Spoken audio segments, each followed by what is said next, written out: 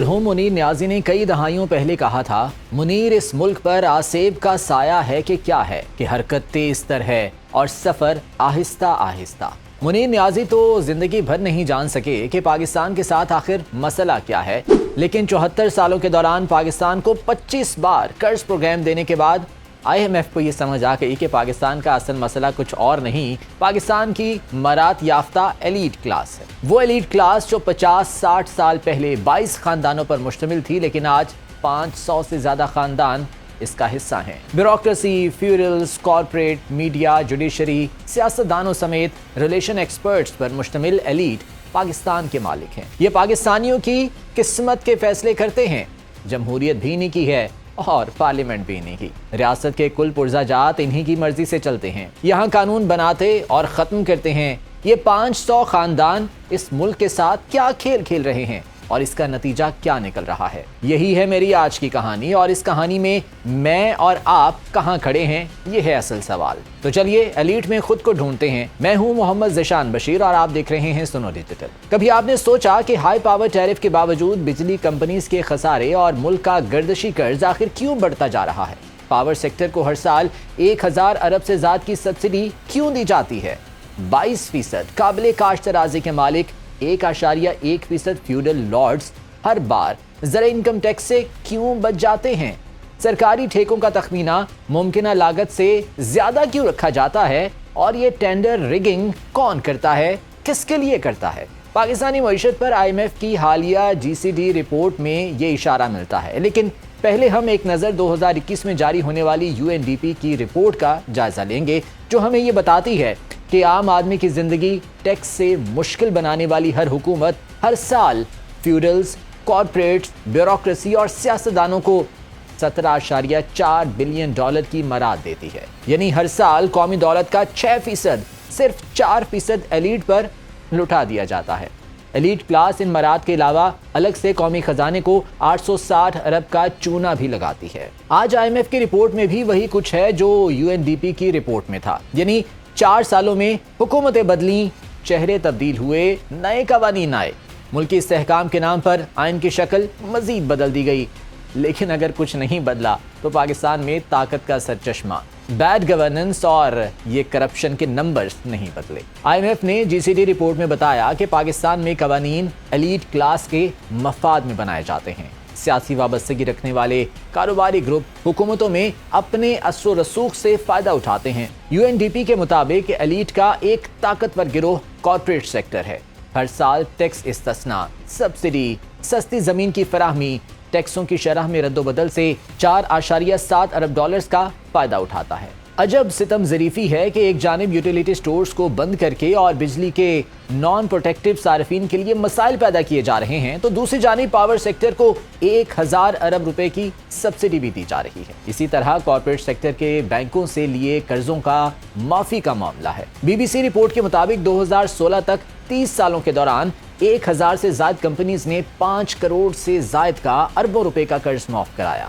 2013 سے 15 تک نواز شریف دور میں 280 ارب روپے کا قرض معاف کیا گیا، جبکہ سپریم کورٹ میں پیش کی گئی رپورٹ میں یہ انکشاف کیا گیا کہ 1991 سے 2015 تک 4 کھرب 30 کروڑ روپے کے قرضے معاف کیے گئے۔ 2019 کے بعد 2025 میں چینی برآمد کی اجازت سے پیدا ہونے والا بحران ابھی ہمارے سامنے ہے۔ چینی بحران میں ڈالر، شوگر انڈسٹری نے سمیٹے اور مہنگی چینی کا زخم عوام کو سہنا پڑا۔ دنیا بھر میں ایلیٹ یا اشرافیہ عام طور پر اس خاندان کو کہا جاتا ہے جو ہر سال $100 ملین کماتا ہو، لیکن پاکستان میں کچھ الٹ ہے۔ یہاں ایلیٹ کی اکثر شاخوں کے پیچھے سازشی تھیوری ہے، جوڑ توڑ کی سیاست ہے، کوئی شارٹ کٹ ہے یا پھر کسی کا استحصال کا کارنامہ جو ہائی پروفائل اور اثر و رسوخ رکھنے والی کلاس میں شمولیت کے دروازے کھولتا ہے۔ IMF کے مطابق شوگر، ریئل اسٹیٹ، زراعت اور توانائی کے شعبے میں پاکستانی اشرافیہ میں مضبوط عمل دخل ملک میں معاشی اصلاحات کے لیے سپیڈ بریکرز ہیں۔ زرعی انکم ٹیکس نہ لگانا، ریئل اسٹیٹ، مینوفیکچرنگ اور توانائی کے شعبوں میں فراخ دلانہ ٹیکس چھوٹ دینا پاکستان کی ترقی کو 4 سے 6% تک متاثر کر رہا ہے۔ ایسا اس لیے کہ ایلیٹ کلاس چابک دستی سے اپنے مقاصد کی تکمیل کرتی ہے۔ یہ ایک دو دھاری تلوار ہے جو ایک جانب عوام کی بہتری کے نام پر قانون بناتی ہے اور پھر اسی قانون کے تحت خود کو استثنا بھی دیتی ہے۔ IMF کی رپورٹ کا احاطہ کریں تو یہ معلوم پڑے گا کہ ایلیٹ اپنے فائدے کے لیے عدلیہ کی کمزوریوں کا فائدہ اٹھاتی ہے۔ یہ ٹیکس سسٹم کو اپنا فرینڈلی بتاتی ہے، احتساب کے عمل کو سیاسی بنا کر احتسابی داروں کو کمزور اور بے وقت کرتی ہے۔ یہ کلاس اپنی دولت اور چھپے خزانوں کو عوام اور ریاست سے چھپاتی ہے، گورننس میں مداخلت سے قانون کی گرفت کو کمزور کرتی ہے اور یوں ریاست کمزور اور ایلیٹ مزید مضبوط ہو جاتی ہے۔ پاکستانی اشرافیہ کی خود کو فائدہ پہنچانے کی اس میراتھن میں پاکستانی عوام کے ہاتھ کیا آیا؟